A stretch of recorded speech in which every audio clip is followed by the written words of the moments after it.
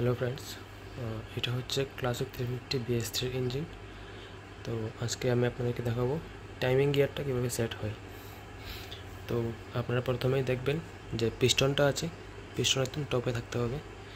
আপনারা কীভাবে বুঝবেন যে পিস্টন টপে আছে? এই যে ম্যাগনেটের যে পিনটা আছে, এই পিনটা সবার উপরে থাকবে, তাহলে বুঝবেন যে পিস্টনটা আমাদের উপরে আছে। তারপর দেখবেন এখানে দুটি ডট দেওয়া আছে,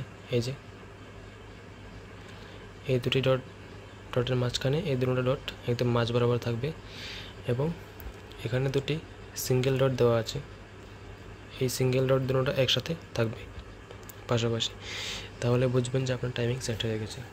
এবং এই যে গিয়ারগুলো আছে, এটি একদম ফ্রি থাকতে হবে এভাবে, এটাও খুব ফ্রি থাকবে এবং এভাবে যেন কোনো প্লে না থাকে, তাহলে আপনার গাড়িতে কোনো টিকটিক সাউন্ড করবে না।